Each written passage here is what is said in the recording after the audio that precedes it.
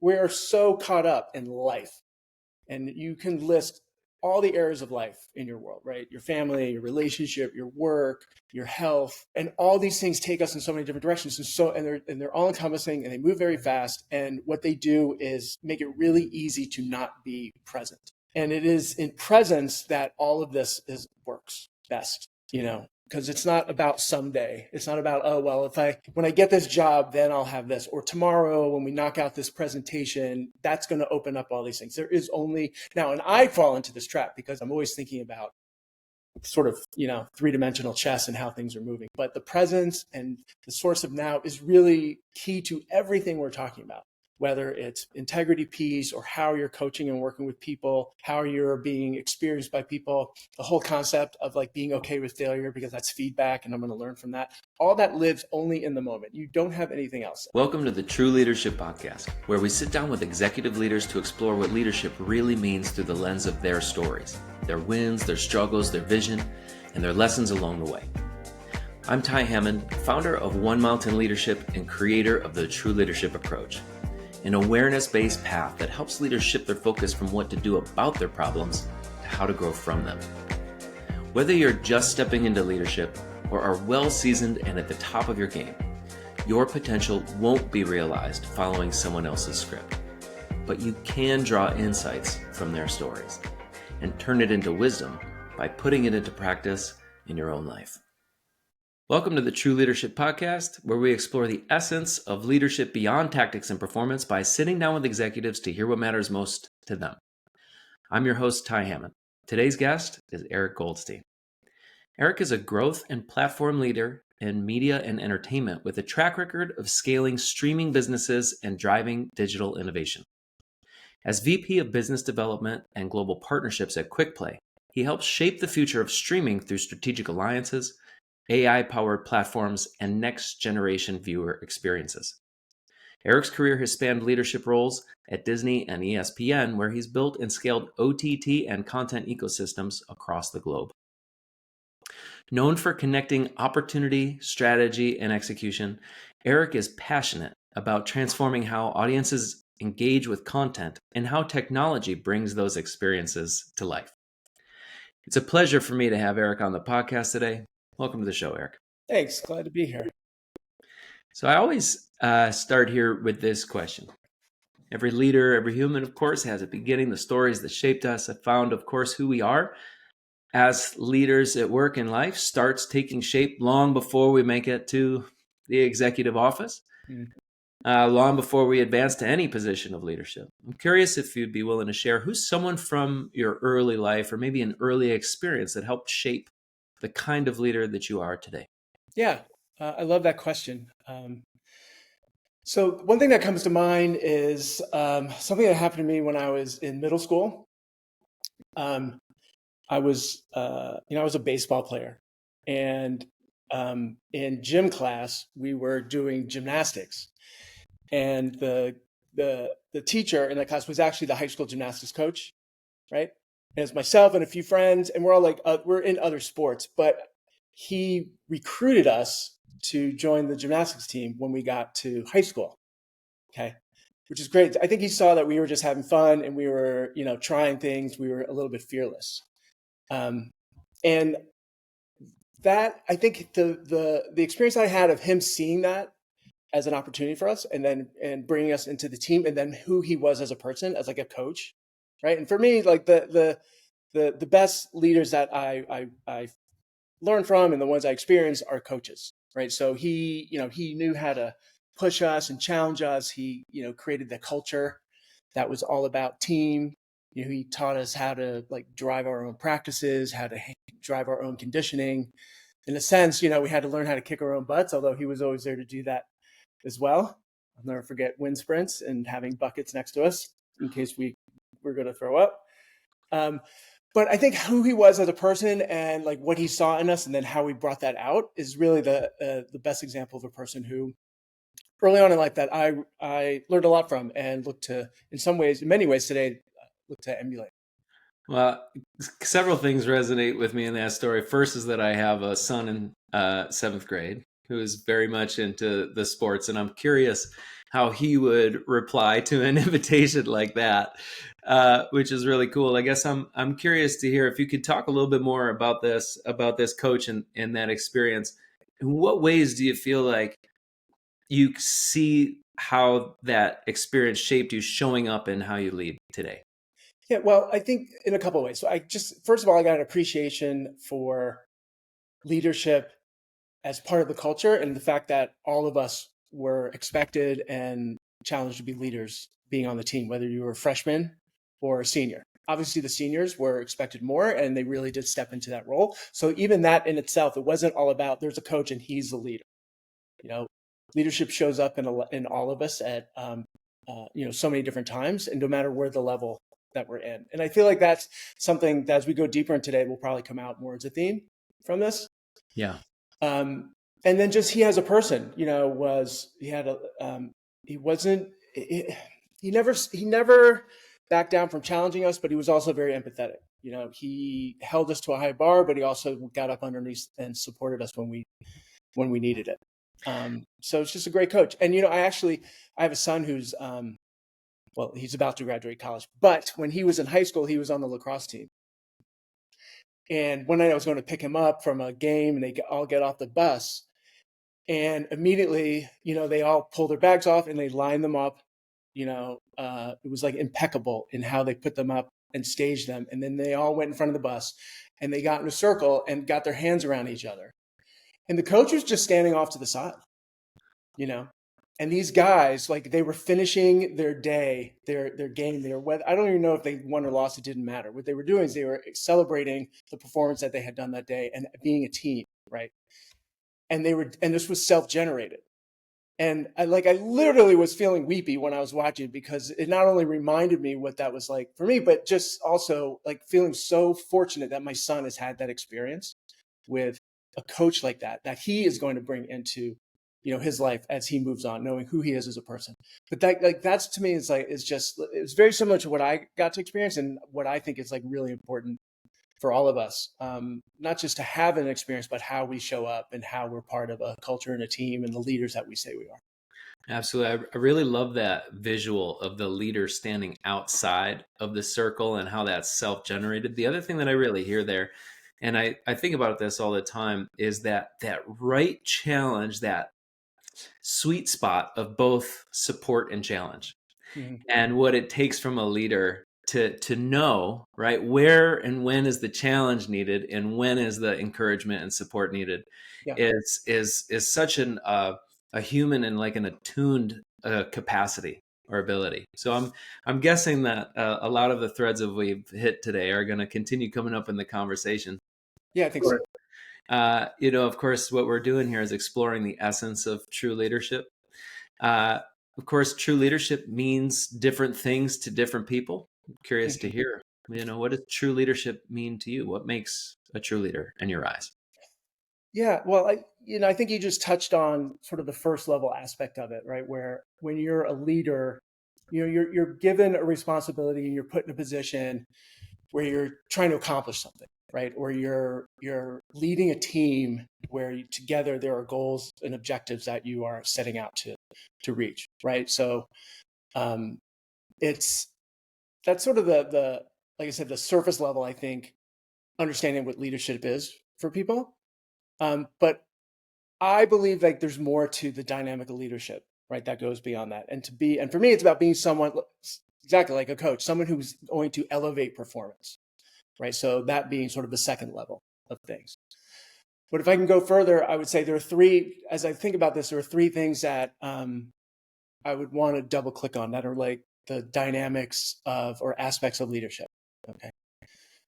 And from a true leadership standpoint, I think there's a ton of interpretations about what leaderships mean. I think what I'm really excited about being in this conversation is because you're challenging that thinking, because it isn't just the typical model, right? So for me, these three things are pretty simple, but things that we don't necessarily acknowledge or think about very much. If I can just kind of go into this. Please, I'd love to hear.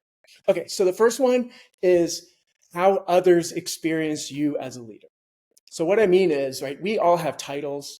We have teams, we have goals, we have, maybe we have good compensation, things that we might assign as this is me being a leader or why I'm a leader, right? You're given a project, you're giving a responsibility, and now you're being put in a position of leadership. But I would actually challenge that that's not necessarily what leadership is. Leadership first is how others experience you in your performance and actions in those roles and as that title or in that position, right? So you can say you're a leader, but really your leadership only exists in how others are perceiving you. Does that make sense? What I'm really hearing, in that is impact. It's certainly is about impact, but it's also it's how you show up, right? So I think a good way to look at it is the opposite of this. I think we've all had these leaders that like we Sure. wouldn't necessarily like we learn a lot from because like we don't want to be that kind of leader or that Yeah. kind of person, right? It's and how they're showing up in that way, Mm-hmm. right? Even though they're in a position of leadership, sometimes when we have to work with these people, I will say I question is like how did this person get into this role? This is how they Fair enough. operate. This is how they treat people. This is how they think, right? Hmm. So what I'm saying is that how you show up and how you occur as a leader to the people that you're working with is actually the definition of your leadership. Yeah, I totally get that. I think Yeah, the word that when I think of impact, I'm saying that how we show up in every choice that we make, even if we're, how we say not just what we do, but how we do it has an impact absolutely. on everybody and everything. Yeah, And it's a curious thing because I'm aware of how I feel, but I'm not necessarily aware of how other people feel when they're with me. for I'm sure. aware of what I see, but I'm not aware of who people see when they see me. Yeah. And your leadership actually exists in reality based on their experience of you. It seems a little existential, maybe a little strange, but actually when you wrap your head around it, it really is the source Well, of what I hear there is what I, in different ways comes up in so many of these conversations, which I truly appreciate, which is an acknowledgement that leadership is based on relationship. yeah, Right. It's how we actually engage through that relational aspect of being in relational to each other, which is where the function of it actually shows up. yeah. So that would be the first one. Great. Um, the other thing that I really believe about leadership is that leadership lives at all levels, and really at its best is cultural. Okay, so as I think about this, so when I was actually at Disney and I was hiring for, I can't remember if it was a coordinator or a manager, and I'm working with HR, and we're working on the job description. We're trying to figure out who's the archetype, the prototypical best candidates for this role, and I kept like in the write up and in my conversation, it's like I really want someone who could be a leader, even though they're a coordinator, right? Well, that HR immediately picked up on that. It's like, we're not hiring for a leader. You're hiring for a coordinator. And I spent 15 minutes arguing with this person, trying to explain to them that it doesn't matter if they were an assistant, right? Or even an intern. It doesn't matter the level. It's like who we are as a group here and the culture we built and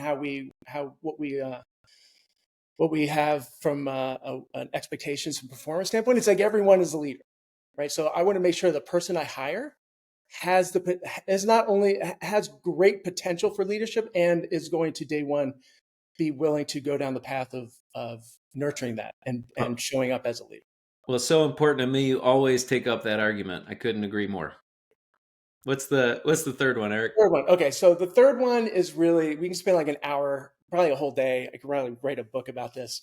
It's really foundational. It is the most important part, I think, of leadership, and then also just in living like a powerful life is integrity.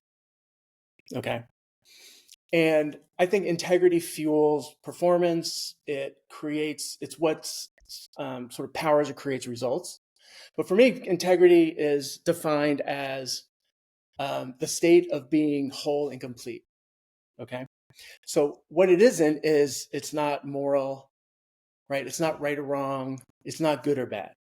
It's all about this framework that does it work or it doesn't work, right? Is it whole and complete or is it broken without any interpretation or putting any meaning to that, if that makes sense, right? It does. Yeah. Yes. And integrity is an incredible thing because we all have a sense of what it is. And a lot of times people make it right or wrong, good or bad.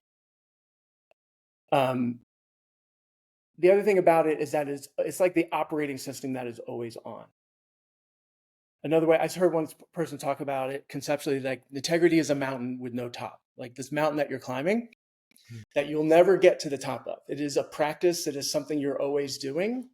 And it is not something that even you are going to get right all the time. But even when you're not getting right, it's something that you can get back to. So I know this all sounds really conceptual. Well, let me follow up on that, and let's bring it, because I think this, first of all, I think the question, what is integrity, is an extremely important question. Now I have my own, by the way, definition of contemplation, which is the commitment to consistently asking a question that you can never have the whole answer to.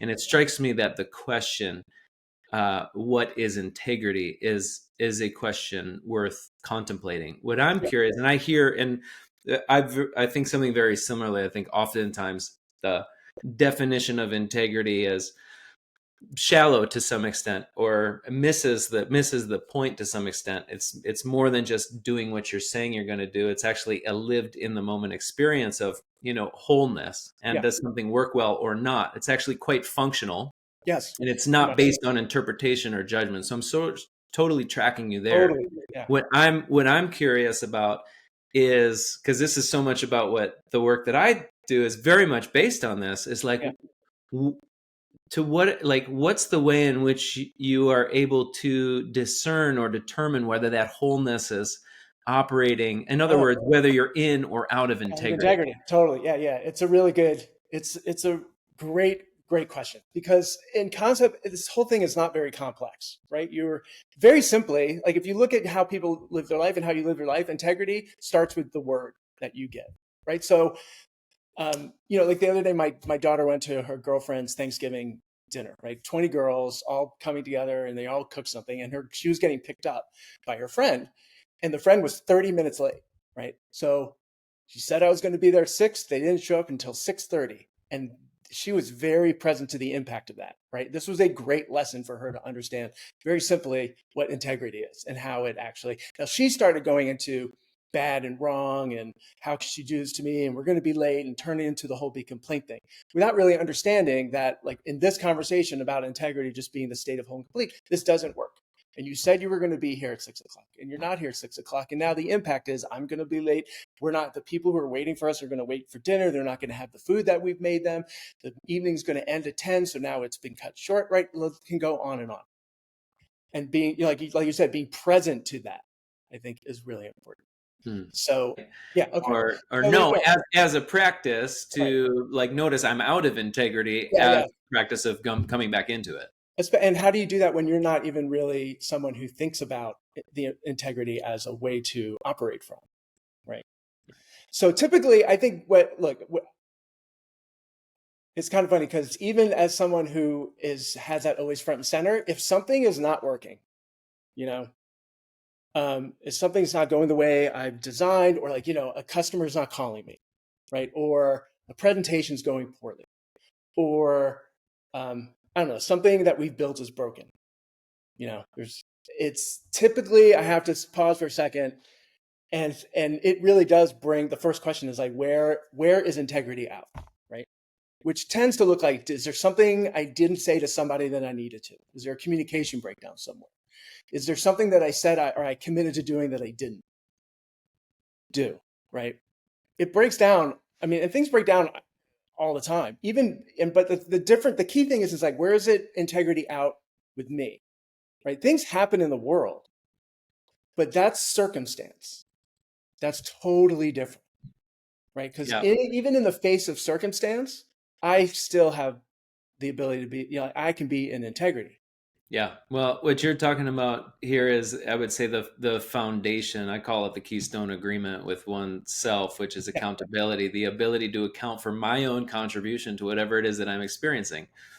Because of all of the things that I experience in life, what's the one constant is I'm right there. I have a contribution to it, guaranteed every single time. Okay. So, we could go off on trying to fact find the mission externally, or start right here, front and center, present moment, with what we can actually explore and trust is our own immediate direct experience. That's what I hear, and then I really just commend that as a really really powerful practice, Mm, because when the vast majority of culture looks to place the blame, yeah, find what is wrong externally, yeah, as opposed to simply, as you're saying, it's not about blame or fix, but just yeah. what is working well, what's out here. What's out? And to the point you just made, I call it the slippery slope, right? Letting circumstance or something outside of you have it be okay that maybe things are not working and you're out of integrity, or you yourself sort of compromising. Oh, well, I said I was going to eat nothing but whole green food this week, but it's the holiday and there's cookies on the table and I'm just going to have one.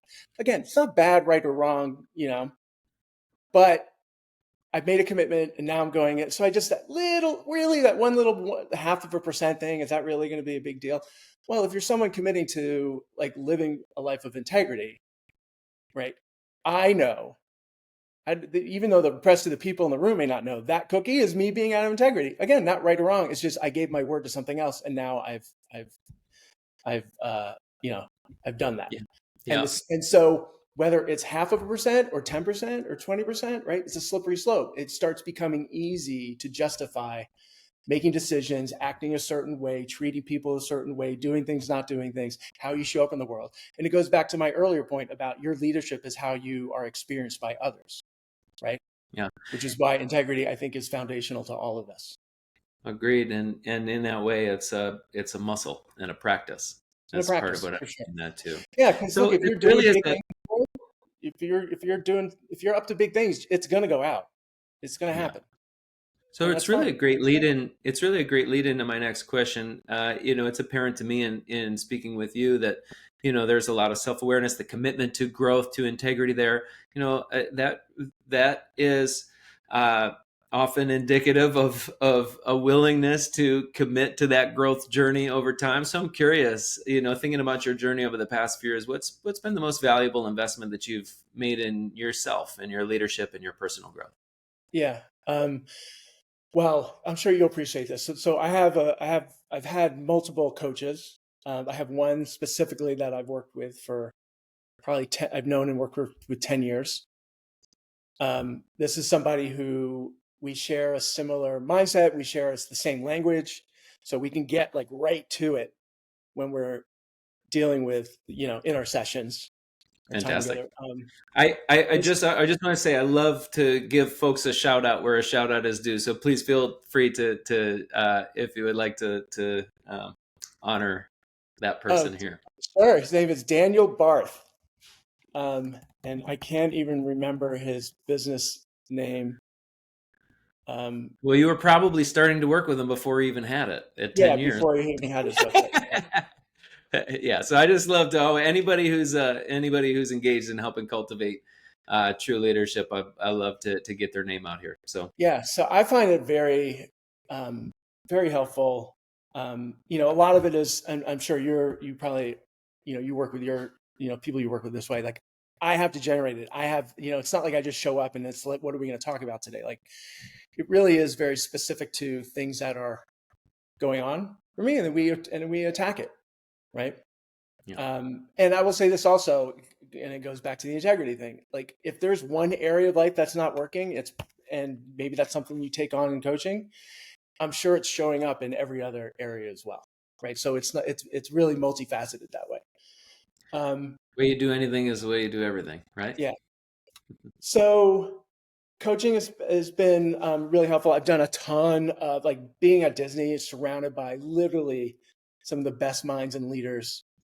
You get access not only to learning from them and being exposed to them as people and the work that they do, how they think, how they act, but also, just the resources they give us, tons of, leadership type programs and classes and groups, some of which are created by the company, some of which were developed by employees, and something that we are all given the opportunity to engage in. So that was tremendous.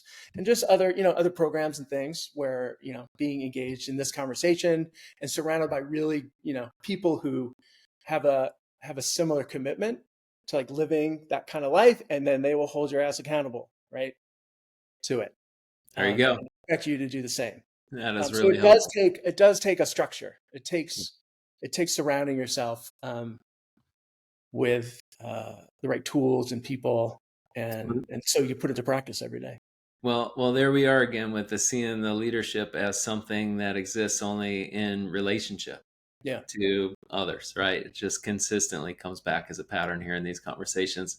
I'm curious, leadership, of course, is also about what we're shaping for tomorrow. What's your own vision for your leadership, your legacy, or the impact that you want to have in the years ahead? And maybe using your language, right? Your vision for how others would see you as a leader. Yeah. Oh, that's right. Um, so it probably is not it would make sense when I say that my leadership style is that of being a coach, right? And a good coach is someone who will help you see things that you yourself can't see, you know? If you're a sprinter and your knees aren't going up, your coach is going to fix your form, right? Um, and if you're a if you have a business coach, they're going to help you with your executive presence, whatever it might be. So similarly, I come at it from that point of view. So for me in my leadership, some of the things I think about or that I try to make sure that, and again, this is about who I say I am and the kind of the integrity of leadership for me is one, like how am I a spark that ignites others? This isn't about like leadership actually isn't about me. It's about the people that I work with and work for, and how do I bring out the greatness of those people and what they're doing, right? So it's not about having the loudest voice or even having the answers or being the smartest one in the room. It's how do I start being a source of their greatness and be a spark for them to be the best that they can be in the work that they're doing, right? And that's going to my earlier point about hiring a coordinator who is a leader. Like that's like seeing their potential, focusing on their potentials, creating the opportunity for them to step into their own leadership, right? And I think, as a side note, hiring well is incredibly, critical, not only to get the work done and to be in support of growing a great organization, but also that's like the role we play in grooming and nurturing people. And I would say the other thing is, I do focus on building high performance teams, and that does start with hiring. But also, how do we train? How do we put people in challenging roles and responsibilities? I had a really great leader when I was at ESPN, and this guy to this day is one of my favorites. I would when I would sit in the office with him, right away, the very first thing out of his mouth was a question. And then for the next hour, it was just me talking and him interviewing me and nothing but questions coming at me, right?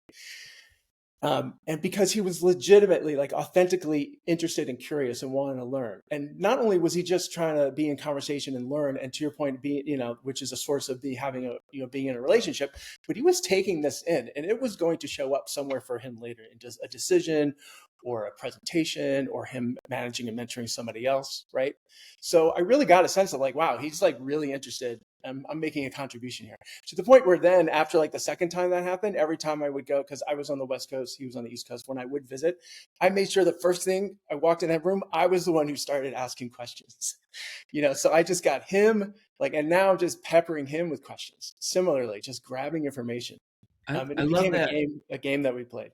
I love that. I love that story so much because part of what it shows, and I truly believe this is in the true leadership approach, the beyond performance piece, right? There's coming into a room and there's asking questions. Like I could tell you, hey Eric, go in the room and before you start talking, just ask a bunch of questions. Yeah. But what really impacted you about that experience wasn't the fact that he asked the questions. It was the fact that he was genuinely curious, Yeah.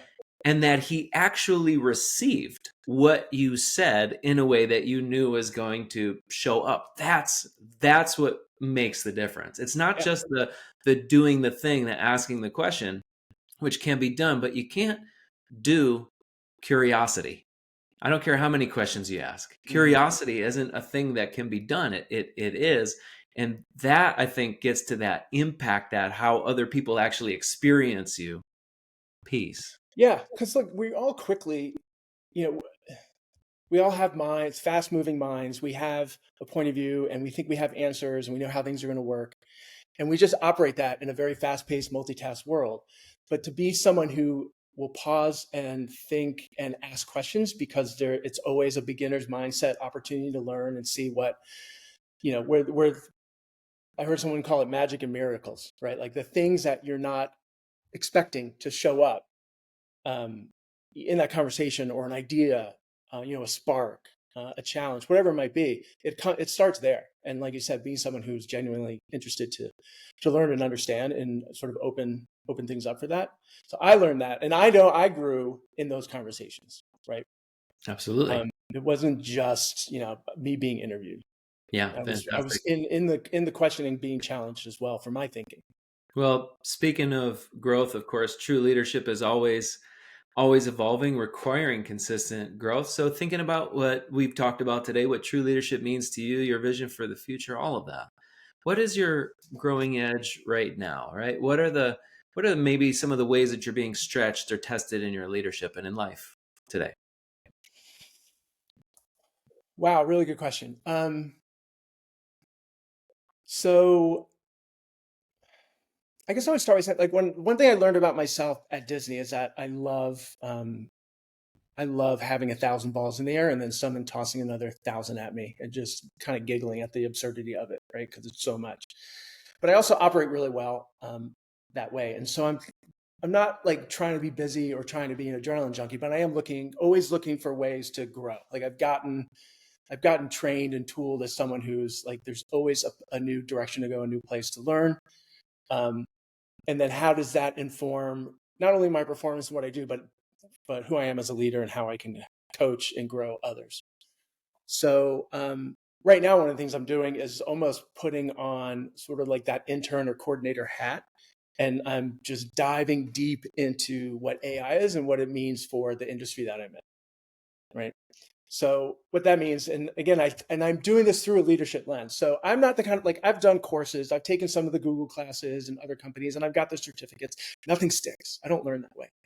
So I just decided to start getting my hands dirty. And in reading one of the many books around this that I've been reading, started to get some ideas and a spark. And then I just decided to sort of throw my hat over the wall and jump in and start building an app, right? Just vibe, like, okay, vibe coding. What is vibe coding? How do I do this? How do I use this? What does it mean? Like inside the world that I operate in, media and entertainment and technology.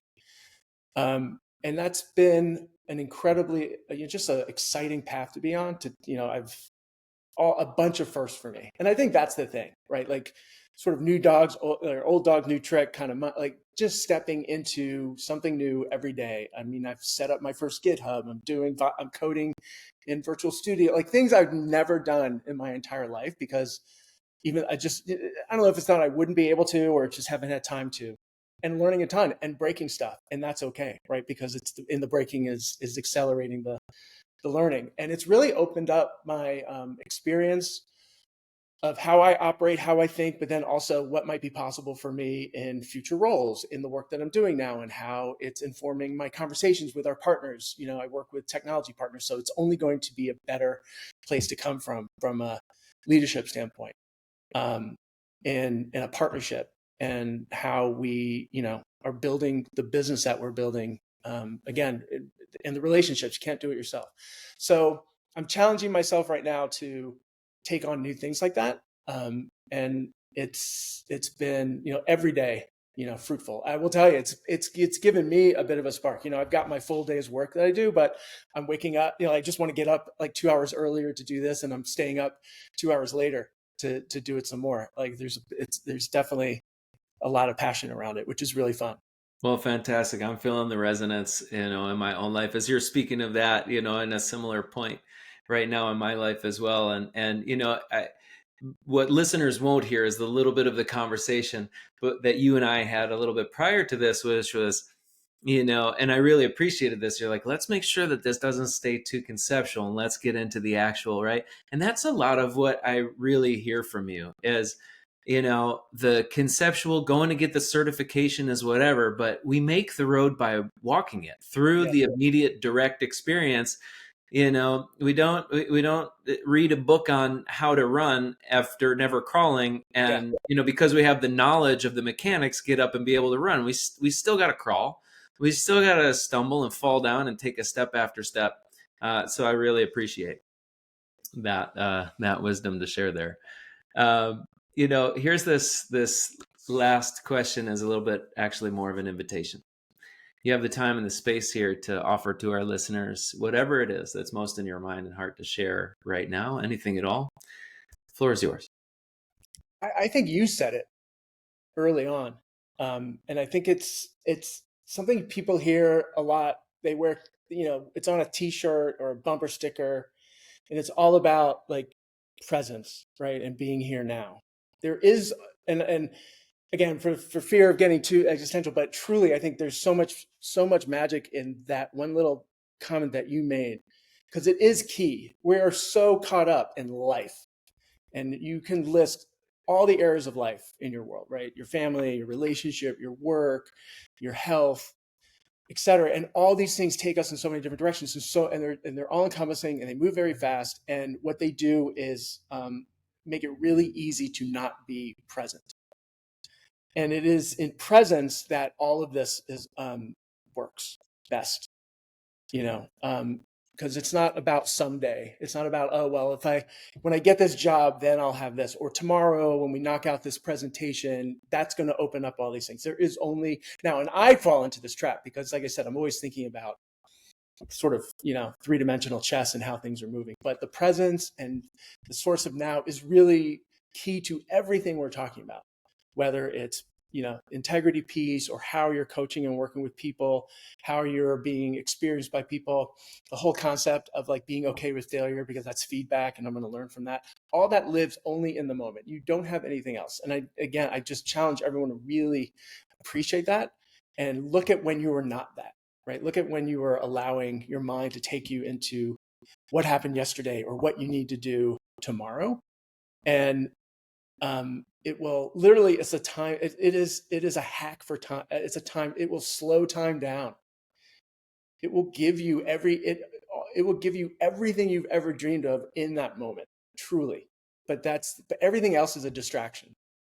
And yeah, I mean, I didn't want to skip over because you said it earlier. And I do think that we get too caught up in our own life and culture and just everything about the world. We're always, we're either dealing with what happened before or we're thinking about what's about to happen next. And we're never sitting right here. Even in this conversation today, I'm like, okay, what am I going to say? How am I going to be prepared? I want to make sure I have notes. Oh, I really want to hit this note, but this, and it's like never had me be like I can tell when those moments were happening and I wasn't being with you in this conversation.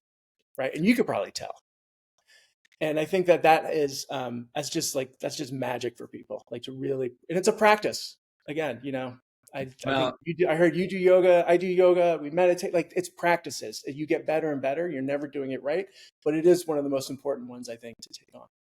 Absolutely. Well, it's interesting the way that well, first of all, thank you so much for sharing, and everything that you've shared resonates so deeply with me and with the true leadership approach that I offer as well. It's very much based in awareness and presence. I offer that presence simply being is not something that we can actually practice, because practice requires doing.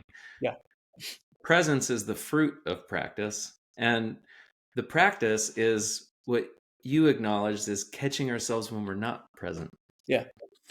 And that's really it. I think that what you've articulated today has been really helpful, super valuable. It's been an absolute pleasure to have you on here. I'm sure that whoever listens is going to equally benefit from what you've had to share today here, Eric. Oh, we're going to think I'm crazy either way, but hopefully it'll be a spark for somebody. Well, if you've seen what supposedly is sanity today, or what is commonly, then perhaps you'll take that as a compliment. Yeah, right. Yeah. So, Thank you so much for being my guest on the True Leadership Podcast today. Yeah, it's been a pleasure. Really enjoyed it. That's it for this episode of the True Leadership Podcast. If you enjoyed this conversation, you can subscribe to YouTube, Spotify, Apple Podcasts, or wherever you're listening to this to catch future episodes. This conversation was brought to you by One Mountain Leadership, where we help leaders grow the capacity, confidence, and presence of true leadership through the True Leadership Approach. To learn more about the approach, our offerings, our community, and how we can help you realize your potential in both leadership and in life, visit us at onemountainleadership.com.